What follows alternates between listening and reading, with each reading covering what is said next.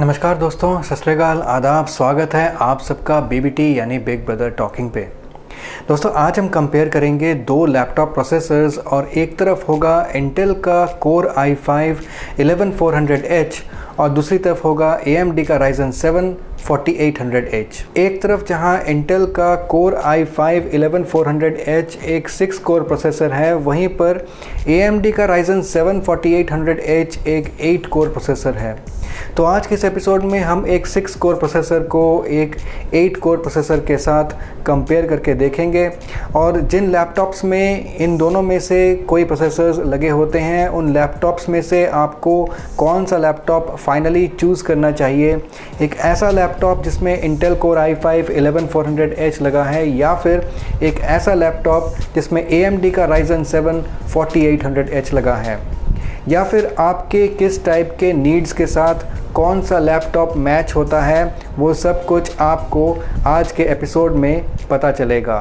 तो हम कर लेंगे दोनों ही प्रोसेसर्स को कंपेयर बिल्कुल साइड बाय साइड कुछ बीबीटी के अंदाज में, और हर बार की तरह मैं जो कुछ भी बोलता जाऊंगा आपको नीचे लिखा हुआ भी मिल जाएगा ताकि आप सब कुछ फॉलो कर पाएँ।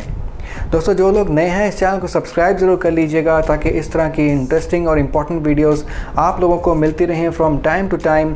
और अगर वीडियो पसंद आए तो इसको एक छोटा सा लाइक भी कर दीजिएगा। दोस्तों मैं इंस्टाग्राम पे भी अवेलेबल हूँ और ज़्यादातर इंस्टाग्राम के DMs को मैं रिप्लाई कर देता हूँ। जितना हो सके मैं आप लोगों की हेल्प इंस्टाग्राम के थ्रू करने की कोशिश करता हूँ।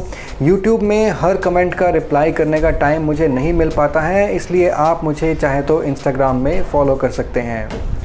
तो चलिए देख लेते हैं दोनों ही प्रोसेसर्स में कौन सा प्रोसेसर दूसरे से ज़्यादा बेटर है और वो कौन सी वो छोटी सी चीज़ें हैं जिनका आपको ध्यान रखना चाहिए, जिनसे आप जान सकते हैं कि दोनों में से कौन सा प्रोसेसर बेहतर परफॉर्म करता है।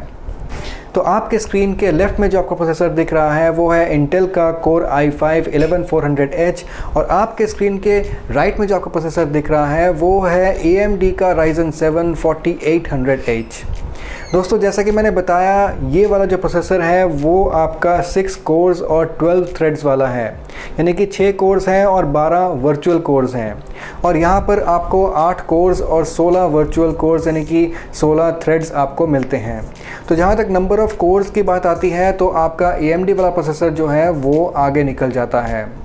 जब बात आती है आपके बेस क्लॉक स्पीड और आपके टर्बो क्लॉक स्पीड की, तो भी आपका जो AMD वाला प्रोसेसर है वो थोड़ा सा आगे निकल जाता है। हालांकि कुछ खास डिफरेंस नहीं है क्योंकि इसकी बेस क्लॉक स्पीड है 2.7 गीगाहर्ट्ज़ और इसकी बेस क्लॉक स्पीड है 2.9 गीगाहर्ट्ज़ की। जब आ जाती है बात टर्बो स्पीड की, तो इसकी टर्बो स्पीड काफ़ी बढ़िया है, करीब 4.5 गीगाहर्ट्ज़ तक इसकी टर्बो स्पीड चली जाती है और इसकी जो टर्बो स्पीड है वो आपको मिल जाती है 4.2 गीगाहर्ट्ज़ तक की। तो यहाँ पर जब टर्बो स्पीड की बात आती है तो उसमें इंटेल वाला जो प्रोसेसर है वो आगे निकल जाता है। लेकिन ओवरऑल दोनों की बेस क्लॉक स्पीड और टर्बो स्पीड देखा जाए तो ओवरऑल दोनों की ही स्पीड जो है वो कंपेरेबल हैं। लेकिन हम आगे चलकर सिनेबेंच स्कोर देखेंगे और गीकबेंच स्कोर देखेंगे और देखेंगे कि जब सिंगल कोर परफॉर्मेंस की और मल्टी कोर परफॉर्मेंस की बात आती है तो कौन सा प्रोसेसर आगे निकलता है। तो दोस्तों जब बात आती है L3 कैशे की, तो आपको इंटेल वाले में मिल जाता है आपको 12 MB का L3 कैशे और आपको AMD वाले में मिल जाता है 8 MB का L3 कैशे। L3 कैशे आपको इंटेल में थोड़ा ज़्यादा मिल जाता है, करीब 4 MB का L3 कैशे इसमें ज़्यादा है। हालांकि प्रैक्टिकली आपको दोनों प्रोसेसर्स की स्पीड में L3 कैशे की वजह से कुछ डिफरेंस नज़र नहीं आएगा। अब जहाँ तक बात आती है दोनों प्रोसेसर्स के रिलीज़ डेट की, तो आपका जो AMD वाला प्रोसेसर है वो अब से करीब 1.5 साल पहले यानी कि 2020 की स्टार्टिंग में जनवरी में रिलीज़ हुआ था और आपका जो इंटेल वाला प्रोसेसर है वो आपका मई 2021 में रिलीज़ हुआ है। तो दोनों में करीब 1.5 साल का अंतर है। तो आपका इंटेल वाला जो प्रोसेसर है वो काफ़ी हद तक एक लेटेस्ट प्रोसेसर है। इसमें आपका जो प्रोसेसर है वो थोड़ा सा इंटेल के मुकाबले पुराना रिलीज़ डेट है, तो पुराना प्रोसेसर है। लेकिन खैर इससे भी आपको परफॉर्मेंस में कुछ खास फ़र्क नहीं पड़ेगा। लेकिन जब हम आते हैं एक्सपेंडेबल मेमोरी की तरफ, तो जिस लैपटॉप में आपको इंटेल का ये वाला प्रोसेसर लगा हुआ मिलेगा उस लैपटॉप में आप 128 GB तक रैम को एक्सपैंड कर सकते हैं। और जिस लैपटॉप में आपको ये वाला प्रोसेसर लगा हुआ मिलेगा उसमें आप 64 GB तक रैम को एक्सपेंड कर सकते हैं। तो यहाँ पे रैम की टोटल एक्सपेंशन काफ़ी कम है देखा जाए तो, लेकिन इससे भी दोस्तों प्रैक्टिकली कुछ खास फ़र्क इसलिए नहीं पड़ता क्योंकि ज़्यादातर हम लैपटॉप्स में 64 GB तक भी रैम कहाँ लगाते हैं। ज़्यादातर लैपटॉप्स में 8 GB रैम लगा हुआ आता है और उसको अगर हम एक्सपैंड भी करते हैं तो 16 GB या 32 GB से ऊपर हम उसको एक्सपैंड करते नहीं हैं। तो प्रैक्टिकली कुछ खास डिफरेंस दिखने को नहीं मिलेगा।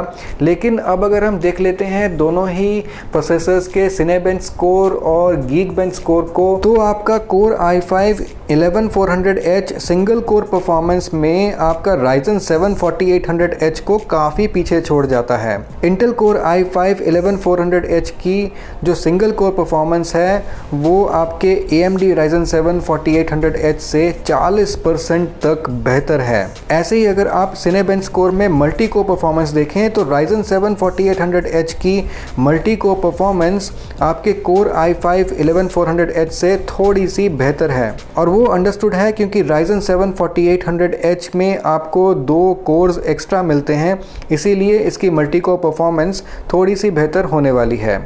अगर आप गीकबेंच कोर देखें तो यहाँ पर भी आपके कोर i5 में आपका करीब 25% बेहतर परफॉर्मेंस मिलती है आपका Ryzen 7 4800H से, और कोर i5 11400H की जो मल्टी कोर परफॉर्मेंस है वो आपकी Ryzen 7 4800H के करीब करीब बराबर है। तो यहाँ पर आपने देखा कि गीकबेंच कोर और सिनेबेंच कोर दोनों ही प्रोसेसर्स के करीब करीब एक जैसे हैं जब बात आती है मल्टी कोर परफॉर्मेंस की, लेकिन जब बात आती है सिंगल कोर परफॉर्मेंस की तो आपका इंटेल वाले प्रोसेसर की single core performance much better है आपके AMD वाले प्रोसेसर से।